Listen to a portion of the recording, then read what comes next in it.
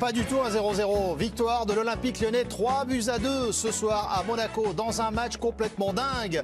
Débrief complet, les réactions, c'était très chaud à la fin du match. Bagarre générale, même avec les images qu'on va voir dans un instant. L'Olympique Lyonnais qui revient à 1 point seulement de Monaco. La course à la Ligue des Champions est relancée. La course au titre également. Raymond Domenech, soit il avait honte de son 0-0, soit il s'occupait de séparer un peu tout le monde dans les couloirs. C'était chaud. Voilà, allumez votre micro, Raymond. Oh là là, attention Raymond. Qui fêtait la victoire de l'Olympique Lyonnais. Vous voyez, c'est une soirée un peu particulière. Oui, Dave. Parlons bien. Oui. 2-3. Mais bravo.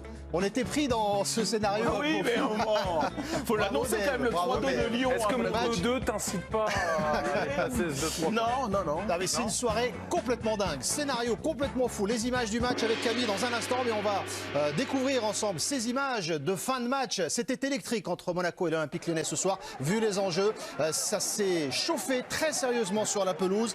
3 cartons rouges ont été distribués par l'arbitre de la rencontre à la fin. Pellegrini, Goebbels et De Chilio ont écopé d'un carton rouge après ces échauffourées. Match fou à Louis de cette tension. Tout d'abord, est-ce que c'est symbolique de la soirée qu'on a vécue et de ce scénario qui relance complètement la fin de la saison? On en parlait un petit peu avant. Djibril Sidibé avait un petit peu lancé des prémices des hostilités dans son interview dans l'équipe, où il explique que le match de coupe, l'attitude des Lyonnais, certains regards un petit peu arrogants, enfin il laisse un petit peu sous-entendre que les Lyonnais les ont un peu pris de haut. Est-ce qu'on se disait, Raymond nous disait, moi quand je vois ça, hop, c'est pas compliqué, hop, j'affiche ça dans le vestiaire, c'est bon. Donc il y avait un petit peu, il y avait un passif, il y avait des comptes à régler, et puis après derrière il y a le scénario du match, l'enjeu, puisque évidemment là pour les deux l'enjeu était colossal. Et forcément, derrière, ça a explosé. Et l'agressivité aussi qu'il y a eu dans le match. Parce qu'il y a eu quand même 2-3 gestes. Bon, il y a ceux de Lopez. Tu as aussi les. On verra l'image. D'ailleurs, est-ce que Lopez méritait un carton rouge ou pas? Vous allez me le dire. Est-ce que Kadewere méritait un carton rouge ou pas côté Olympique Lyonnais? Sachant que les directs en pleine figure, c'est toléré. Il a pas, c'est pas dans la figure, il a pris l'oreille. Oui. Anthony Lopez sera le penalty qui a été ensuite transformé. Cacré a été expulsé. Lui, à la 70e minute, on revient sur l'arbitrage. Est-ce que Monaco a été lésé ou pas ce soir? Vous nous direz. Mais sur la tension, Raymond, sur ces échauffourées, fin de match, c'est symbolique de la fin de saison qui bascule d'un tout autre côté ce soir? Oui, parce que je pense que Monaco, finalement, ils y pensaient, ils rêvaient à ce titre-là, ils y croyaient encore.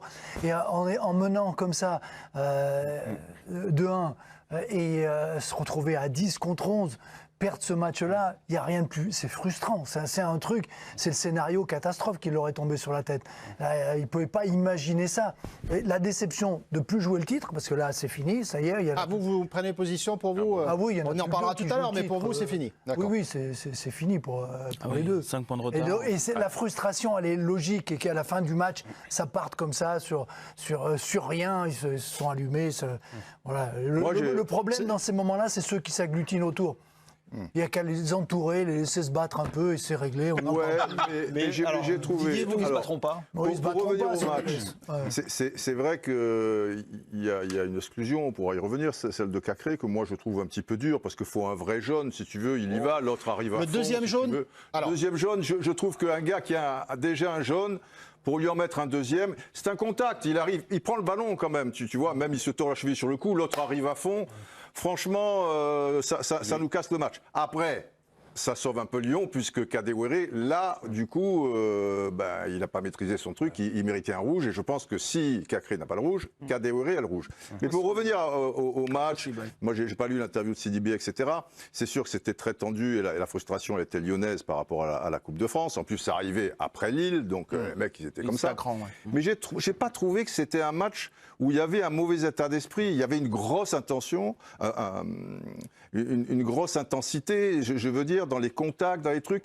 Les Lyonnais, dans les 20 premières minutes, il n'y avait pas de vengeance de Monaco, ni d'eux, enfin c'est eux qui maîtrisaient. Non, je pense pas que les événements... vengeance, je pense pas qu'il était sur l'agressivité, mais je pense que le fait de leur avoir rendu la monnaie de leur pièce sur le match, mais après, je pense que derrière, quand tu vois ce qu'on appelle la bagarre en question, c'est c'est regrettable, c'est dommage, mais c'est des poussettes. Tu vois, je vois pas de choses. C'est pas une baston. C'est pas des bastons. C'est des poussettes. Tu vois. Mais ça a dû brancher. Des fois, tu vois en rugby ou des choses comme ça et tout. Et ceux qui sont agglutinés, moi je rejoins Raymond. Souvent, ça complique les choses, mais là, ça les a pas trop compliqués parce que j'ai trouvé Depay très bien, qui s'est interposé, tu vois, et qui a tout calmé. D'autres Monégasques qui étaient plus calmes aussi. Je pense qu'il y a un gars de Lyon, un soigneur ou quelque chose comme ça, qui avait un gros problème avec l'Italien. Voilà, il y a eu des choses comme ça. C'est malheureux. Mais dans le match en soi... Alors, on va y revenir, Didier. Lopez, il est survolté. Il est dans. Mais je pense que on y revient sur Lopez avec les images. Vous me direz si ça méritait rouge ou pas sa sortie sur le penalty ensuite. Camille, avant de voir les images et les buts, une première réaction côté lyonnais. Oui, c'est au micro de nos confrères de Canal+, Ryan Cherki. On avait à cœur de prendre notre revanche sur la Coupe de France. Je remercie mon équipe d'avoir fait tant d'efforts. Il reste 3 matchs, 3 finales. L'Olympique lyonnais qui revient dans la course à la Ligue des Champions avec ses 3 finales à disputer. Les images de la rencontre, Camille, avec vous, avant de voir si pour vous, la victoire de l'Olympique lyonnais est sensationnelle ce soir. Camille, les images. Vous l'avez dit, plein de rebondissements, 25e minute de jeu, première véritable action pour l'ASM, belle action collective. Enrique pour Ben Yedder qui trouve Kevin Volland qui conclut. L'attaquant allemand inscrit son 16e but. 57e minute, égalisation de l'OL sur un exploit individuel de Memphis Depay. Le Néerlandais élimine 3 joueurs et décoche un tir de 20 mètres. 77e minute, Lyon prend l'avantage. Marcelo prend le dessus sur Tchouaméni. Égalisation avec Ben Yedder sur penalty. Et 89e minute, l'OL reprend l'avantage par Cherki. 3-2. Score final au classement, Monaco 3e à 4 points de Paris et Lyon 4e à 5 points de Paris. Et l'Olympique lyonnais qui revient à 1 point de Monaco dans la course à la Ligue des Champions. C'est aussi ça l'enjeu ce soir. Est-ce une victoire sensationnelle de l'Olympique lyonnais ce soir, les amis? Oui. Oui. Oui. Ouais, franchement. Ouais, complètement, Oui. ouais. Exceptionnel. Exceptionnel même. Vu les conditions, oui, exceptionnel. Moi j'aime bien le sensationnel parce qu'il y a le côté sensation et je trouve qu'on a eu plein de choses. On a eu des renversements, il y a la Panenka, tu as les cartons rouges, tu as les sorties de Lopez. C'est vraiment, tu as eu beaucoup d'émotions, quoi. C'est oui, sensationnel, exceptionnel. Je veux dire, gagner ce match-là en se retrouvant à 10 contre 11 dans cette situation-là contre Monaco, qui encaissait plus de buts, et revenir comme ça à 10 et marquer 2 buts à 10, oui, c'est exceptionnel. Les changements ont apporté quelque chose, mais j'en parlais tout à l'heure, Monaco, c'est pas la première fois que ça leur arrive à se retrouver à 11 contre 10 et de prendre plus de buts qu'ils n'en ont marqué. Ça m'est arrivé avec Nantes, où dans les 20 dernières minutes, on était menés 2-0, on se retrouve à 10, et les 20 dernières minutes, on gagne 1-0. Et ils ont, je ne sais pas ce qui se passe dans ces moments-là, alors qu'ils doivent maîtriser le jeu, garder le ballon, faire tourner, ils mènent en plus. Et non, ils se diluent. Ils reviennent à 2-2. Ils sont à 1 partout. Ils sont à 1 partout. Mais ils se font mener. Ils se font mener. Non, mais ils ne mènent pas. Ils sont menés. Ils ne mènent pas. Il faut quand même qu'ils se bougent. Oui, mais ils sont à 1 partout. Oui. Mais je veux dire, dans le monopole, dans l'organisation du jeu, je veux dire, dans la répartition des tâches, ils ont failli. Tu sais ils comme ont moi totalement failli. Des fois, à 10, tu peux être survolté, chacun donne 5% de plus. Inconsciemment, l'équipe d'en face pense que c'est pas la première fois qu'une équipe, surtout d'égale valeur, quoi. Tu vois, c'est vrai qu'il y a un gros écart entre les deux équipes. Et Lyon, ils ont vraiment fait preuve de caractère, je trouve, parce que si là tu perds, mon ami, après Lille, la après saison est la Coupe de cauchemardesque France, après eux, ils avaient vraiment la tête dans le seau, donc c'est fort de leur part. Bon, une fois de plus, c'est quand même Depay qui remet sur les rails. 19e but cette saison, on aura l'occasion d'en reparler. Ça, tu me diras, mais bon, c'est le boss quand même, quoi. Ludo, je vous donne la parole dans un instant également pour votre première réaction, mais on va aller voir Karine en direct du stade Louis II. Karine, on a vu les échauffourées de fin de match, racontez-nous la tension ou pas encore à Louis II après cette victoire de l'Olympique lyonnais. Non, la tension est finie, mais effectivement, c'était un match soit de tension. Je vous disais que, enfin, j'entendais en plateau que vous disiez que c'était pas trop grave, etc. Moi, personnellement, j'ai pas aimé l'attitude du match globalement. À chaque fois qu'il y avait deux joueurs qui étaient en contact, on entendait des cris, des roulades par terre, et constamment le jeu était très haché. Puis à la fin, on a vu ces 3 cartons rouges qui ont été distribués. Donc, je trouve ça un petit peu dommage parce que ça nous gâche le scénario de cette rencontre, qui est quand même un scénario absolument dingue avec des Lyonnais qui sont revenus de l'enfer. Donc voilà, évidemment, ce qui s'est passé sur le terrain avec sa victoire 3-2 est plus importante que le reste, mais quand même, je trouve que c'était compliqué pour Clément Turpin. Il n'a pas tout bien fait, bien sûr, parce qu'on reviendra sur le non-carton rouge de Kadewere sur Caio Henrique, mais je trouve qu'à chaque fois, il y avait des cris de la part des Monégasques, de la part des Lyonnais, à chaque contact, il y avait des discussions, donc ça polluait un petit peu ce match. Merci Karine. On attend les premières réactions juste derrière vous en conférence de presse si vous intervenez évidemment dès que vous le souhaitez. Ludo, ce côté sensationnel ce soir, comme le disait Karine, c'est ça que vous retenez sur le scénario? Est-ce que vous avez pris votre pied ce soir à regarder ce choc entre Monaco et Lyon? Ouais, d'autant plus que ces derniers temps, on essaye d'analyser un peu les schémas tactiques. Ils ont commencé en 3-4-3 et puis en face, ils se sont réorganisés à la mi-temps. Mais en fait, tu te rends compte d'une chose, c'est que c'est les individualités qui réenclenchent la machine. Là, c'est celui qui rallume la lumière. C'est Memphis. C'est tout. Et il se le fait tout. Ils sont morts, ils sont cuits. Là, au moment où il prend le ballon, Lyon a presque baissé les bras. Ils sont là, ils essayent. Même pas sûr, à un moment donné, je me suis posé la question, est-ce que c'est le fait d'être passé à 3 et tout? Mais non, en fait, c'est Memphis qui rallume la lumière chez chacun en se disant « Waouh !» À commencer par lui, parce ça y est, que il nous emporte avec lui, il y a quelque chose de possible. Il ramène l'espoir, en fait. Il ramène l'espoir et tu le sens tout de suite derrière. Bim, ça... Il y a quelque chose qui se passe. Comme Bourak avec Lille, comme Mbappé avec Paris. Bon voilà, c'est dans le Money Time que tu vois les grands joueurs. Et il est au-dessus du lot par rapport aux autres d'une manière générale. À un moment, c'est pas la première fois qu'il est remis. C'est pas la première fois, mais si tu prends les 3 derniers gros matchs de Lyon, Paris, Monaco, Marseille et Lille, sur les 3 derniers matchs, il avait été absent. Il n'avait pas été absent, si tu veux. Contre Lille, il donne deux balles de but. Après, le mec, il concrétise pas. C'est la première mi-temps contre Lille, il est bon. La deuxième mi-temps, tout le monde s'écroule. C'est pas donc tu penses à Depay parce que chaque fois tu penses à la star mais tout le monde s'écroule. Qu'est-ce que tu veux qu'il fasse? Là, lui tout seul, là il y avait quand même une équipe. Et la première mi-temps, il mérite, tu vois, un 7 sur 10 et il te donne 2 balles de but. Après, les mecs, ils le vendangent. Une fois qu'il a fait son but, il donne un balle de but à Cornet. Il rate son contrôle. Qu'est-ce que tu veux? Sinon, il a aussi passe décisive ou des choses comme ça. Mais on sent qu'il a de l'impact sur le groupe. C'est vrai que parfois... il est peut-être pas assez là, où il est un petit peu éteint. Elle est symbolique, l'action de Didier. Mais à un moment, il te fait un truc. Parce qu'il récupère le ballon. Et là, tu vois, il attend quelqu'un côté droit. Il attend un dédoublement, il attend un apport. Il le voit pas. Et là, il dit, en fait, je suis tout seul, il n'y a personne. Prends le ballon. Et il faut être capable de le faire après. Est-ce que vous êtes surpris par le match réussi par l'Olympique Lyonnais ce soir? Cette réaction? Oui, parce qu'en fait, en cours de match, quand il se passe ce qui se passe, c'est-à-dire que, voilà, il y a... Quand ils prennent le but, non seulement Marcelo prend un rouge. Voilà. Alors non, mais ils perdent Denayer. Cacré prend. Non, mais ils perdent Denayer sur blessure. On peut pas dire qu'ils aient l'embarras du choix en ce moment, les Lyonnais. Tu perds Denayer, quand même à l'échelle de Lyon, c'est quand même quelque chose d'important. Ensuite, Cacré, le rouge. On l'a dit en seconde période. Franchement, jusqu'au moment où Depay fait son action, il n'y a plus rien. À ce moment-là, moi, je me suis dit. Mais ils sont en train d'abdiquer en fait. Ils ont abdiqué. C'est pas pour eux cette année. Les ressources, je vois pas comment ils vont faire. Et toutes les situations là où quand Ben Yedder marque le péno, pareil, tu te dis bon bah là c'est pareil, ça va tourner. Parce que cette année c'est pas pour eux de trouver les ressources parce que le dernier but c'est un vrai but construit.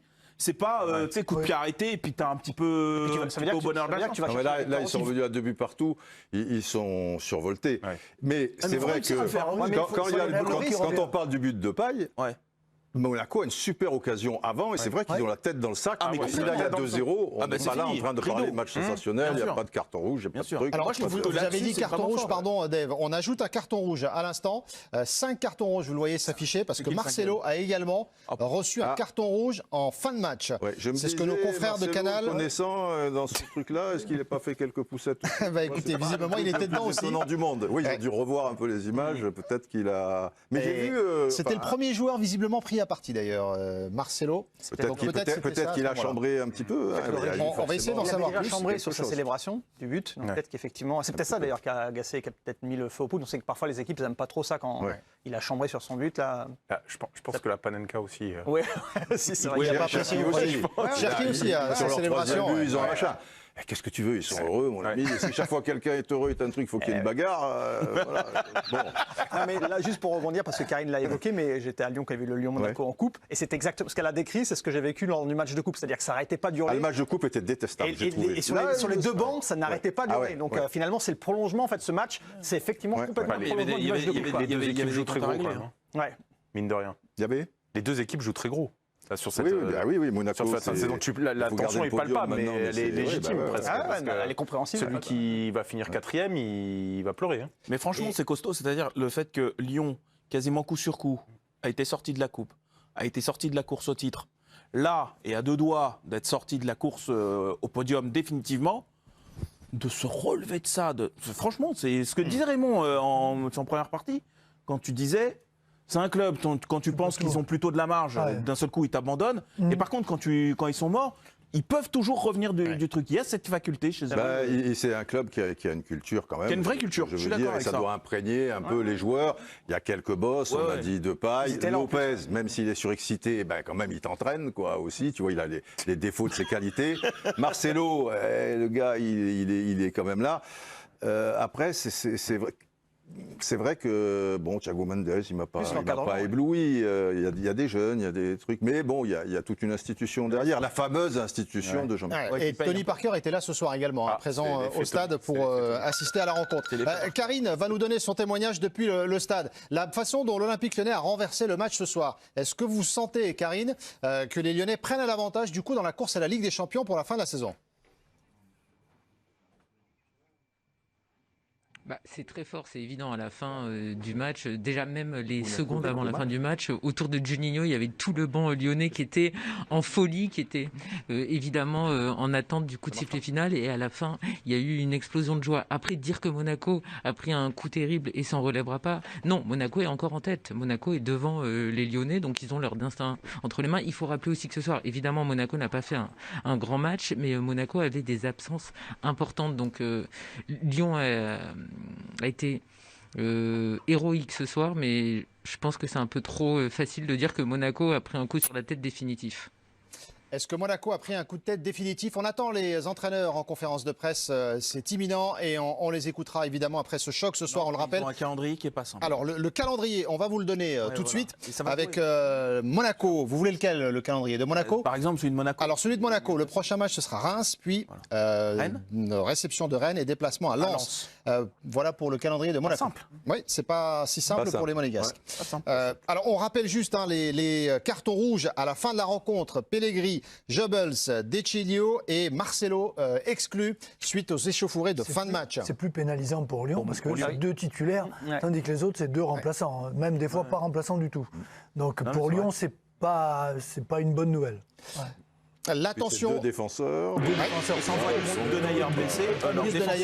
Et qui vont être suspendus jusqu'à la fin de saison. Parce que là, il reste que 3 matchs. Et non, je pense que ça va être un match. Avec bagarre comme ça? Bagarre, bousculade. C'est rouge direct. C'est rouge direct, Raymond. C'est rouge direct, mais c'est rouge direct, déjà, c'est minimum 2. Et tu as Cacré aussi, l'air de rien. Cacré qui a été exclu. Il va prendre un match seulement. 2 jaunes, on le rappelle pour Cacré. C'est un match. Voilà. Mais les autres, ça va être plus que. Mais il y a un truc pour Cacré. Avant d'aller sur l'arbitrage, Raymond. Je veux souligner un truc, et on le voit de plus en plus, les fautes de ces joueurs qui mettent le pied au dernier moment. C'est pas qu'ils cherchent à mettre le pied, mais on voit souvent l'attaquant ou celui qui a le ballon, au dernier moment, il se jette, il met son pied devant, et l'autre, il ne peut pas la. Moi, je trouve que le deuxième jaune de Cacré, il est sévère. Il est sévère. Si tu as déjà un jaune. Et on en voit de plus en plus comme ça. Ouais, c'est vrai. Alors, vous l'avez remarqué, le 100e but en Ligue 1 quand même de Wissam Ben Yedder, on le signale, son 19e cette saison, 100 buts en Ligue 1. Chapeau à Wissam Ben Yedder. On notera les joueurs pour ce choc dans quelques minutes. L'effet d'arbitrage, vous vouliez y aller très très vite. Alors allons-y les amis, avec notamment, pour commencer, cette faute de Kadewere qui a été sanctionnée d'un carton jaune seulement. Est-ce que Monaco est